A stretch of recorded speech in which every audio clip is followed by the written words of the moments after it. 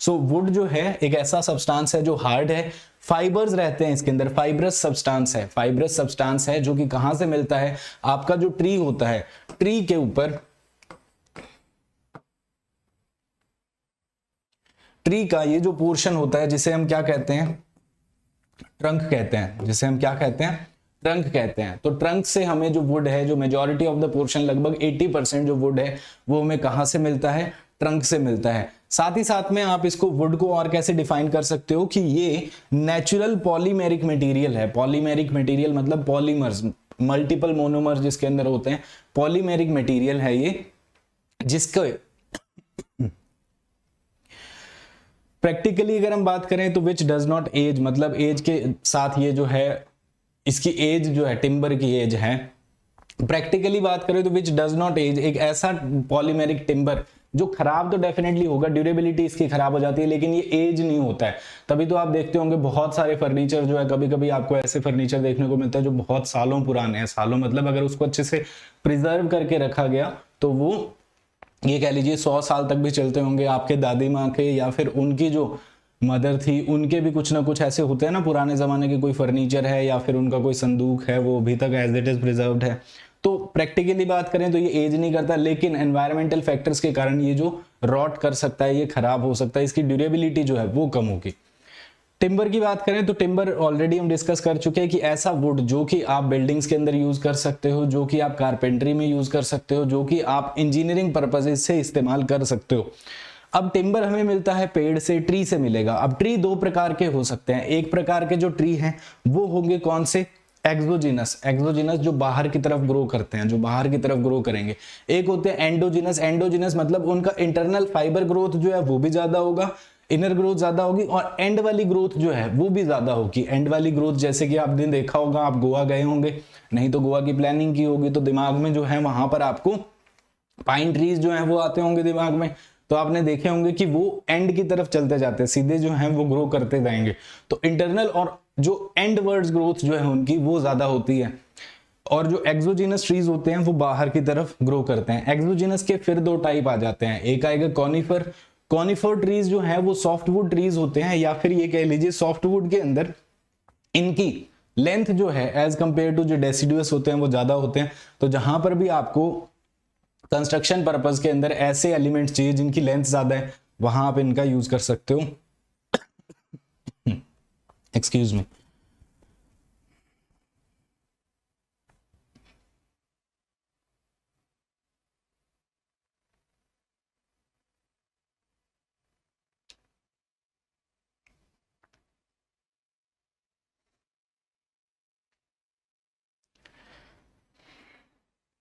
चलिए, तो deciduous trees जो होते हैं वो हार्डवुड होते हैं, कॉनिफर सॉफ्टवुड ट्रीज होते हैं। कॉनिफर को भी हम यूज कर लेते हैं जनरली, लेकिन जहां पर बहुत ज्यादा हैवी लोड आएगा वहां पर हम इनको यूज नहीं करते हैं। जहां पर भी ज्यादा स्ट्रेंथ की रिक्वायरमेंट होगी वहां पर इनका इस्तेमाल जो है वो नहीं किया जाएगा। तो कॉनिफर जैसा कि नाम बता रहा है कोनिकल शेप, या फिर ये कह लीजिए इनकी लीव्स जो है वो पॉइंटेड होंगी, नीडल लाइक पॉइंटेड होती हैं कॉनिफर ट्रीज की जो लीव्स होती हैं। और डेसिडुअस जो है इनकी ब्रॉड होती हैं, ब्रॉड मतलब चौड़ी लीव्स होती हैं, ब्रॉड लीव्स इनकी रहती है। अब टिम्बर को अलग अलग तरीके से क्लासिफाई किया जाता है, और इनके क्लासिफिकेशन की अगर हम बात करें तो ड्यूरेबिलिटी के हिसाब से इसको क्लासिफाई किया जाता है। एसएससी जेईई 2020 के अंदर यही क्वेश्चन आया था कि जो आप टेस्ट स्पेसिमेन कंसीडर करते हैं टिम्बर का, उसका साइज कितना कंसीडर किया जाता है। 2020 के अंदर यही क्वेश्चन जो है आपसे पूछा था कि टेस्ट स्पेसिमेन जो है उनका साइज जो है वो कितना कंसीडर किया जाता है। तो 600 इंटू 50 mm के आप जो है स्पेसिमेंस लेंगे और आप उनको ग्राउंड के अंदर बरी कर देंगे, ग्राउंड के अंदर आप उनको दबा देंगे। कहां तक दबा देंगे, टू देयर हाफ लेंथ, आधी लेंथ जो है उसको आप दबा देंगे। फिर उसके बाद आप उसकी ड्यूरेबिलिटी चेक करेंगे। तो हाईली ड्यूरेबल टिम्बर जो होता है, हाईली ड्यूरेबल टिम्बर जो होता है उसकी लाइफ जो है वो 10 साल से अधिक होती है, ज्यादा होती है। मॉडरेटली जो होगा उसकी 5 से 10 होगी, और कम ड्यूरेबिलिटी का जो कम समय तक चलेगा उसकी 5 साल से कम ड्यूरेबिलिटी होती है। एक बार फिर से रिपीट करते हैं, classification of timber durability. Durability का मतलब है कि वो कितने समय तक जो है चलेगा, कितने समय तक वो खराब नहीं होगा, कितने समय तक वो अपना पर्पस सर्व करता रहेगा। तो वो टिम्बर की बात करें दोस्तों तो आप स्पेसिमेन कंसीडर करते हैं 600 इंटू 50 600 इंटू 50-50 के स्पेसिमेन लेंगे, आधी लेंथ तक यानी कि 300 mm तक आप उसको ग्राउंड के अंदर दबा देंगे। फिर उसके बाद आप टाइम टू टाइम उनकी कंडीशन चेक करेंगे। तो हाईली ड्यूरेबल टिम्बर जो होता है वो 10 साल से अधिक ड्यूरेबल होगा। मॉडरेटली ड्यूरेबल जो होता है मॉडरेटली 5 से 10, और उसके बाद लो ड्यूरेबिलिटी का जो टिम्बर होगा वो 5 साल से कम रहता है।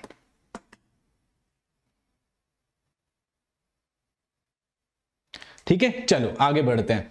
उसके बाद बात करते हैं दोस्तों मॉड्यूलस ऑफ इलास्टिसिटी के हिसाब से। अब तक इससे रिलेटेड क्वेश्चन नहीं आए हैं, लेकिन ये भी हमने पिछले साल भी पढ़ा था, टेस्ट स्पेसिमेंस की बात भी हमने पिछले साल की थी। तो पुराने समय के अंदर इन टॉपिक से क्वेश्चंस नहीं आए थे, लेकिन 2020 के अंदर इससे रिलेटेड क्वेश्चन आ गया।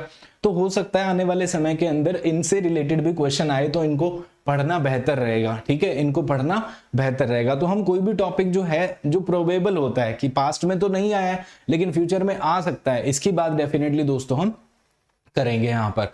तो बात करते हैं दोस्तों सबसे पहले कि इनको इलास्टिसिटी के मॉड्यूलस के हिसाब से अगर हम इनको क्लासिफाई करें तो ये हो जाएगा सबसे पहले group A, group B, group C. A B C group के अकॉर्डिंग इनको क्लासिफाई करते हैं।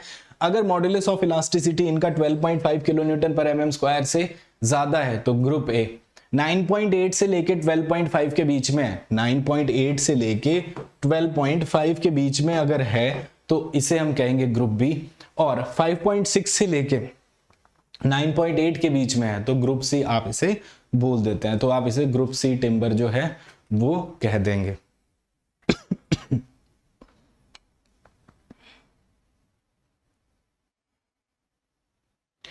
अगर आप देखिए जो भी आप मेन जो हमारी क्लासेस चल रही हैं, यूट्यूब की क्लास चल रही है और जो प्रैक्टिस सेशन चल रहा है वो कर रहे हैं, अगर आप वीकेंड जो टेस्ट है वो अगर आप कर रहे हैं, इतने भी अगर आप कर रहे हैं तो जेई लेवल के एग्जाम्स के लिए तो मोर देन सफिशिएंट है। इसके अलावा अगर मैं बात करूं आप अपनी तैयारी को और बेहतर करना चाहते हैं तो जो भी और एडिशनल स्पेशल क्लासेस होती हैं वो आप अटेंड कर सकते हैं। जो हमारे प्लस कोर्स अभी स्टार्ट होंगे उसको ऑलरेडी सबमिट किया जा चुका है, जब वो स्टार्ट होंगे तो उसके अंदर भी आप जो है और एडिशनल आपको एक्स्ट्रा और एडवांस लेवल पे आपको मिल जाएंगे। वहां पे ईएससी के क्वेश्चन ज्यादा प्रैक्टिस कर लेंगे हम, और थोड़ी हायर लेवल की जो चीजें हैं वो कर सकते हैं। लेकिन यूट्यूब और सिर्फ स्पेशल क्लास की भी अगर मैं बात करूं तो जेई लेवल्स के एग्जाम के लिए मोर देन सफिशिएंट है, किसी को परेशान होने की जरूरत नहीं है। चाहे आप बात कर रहे हैं दोस्तों स्टेट एग्जाम की, स्टेट जेई एग्जाम, चाहे आप एसएससी की बात कर रहे हैं, बस आप मन लगाकर पढ़ लीजिए दोस्तों, वही बहुत है।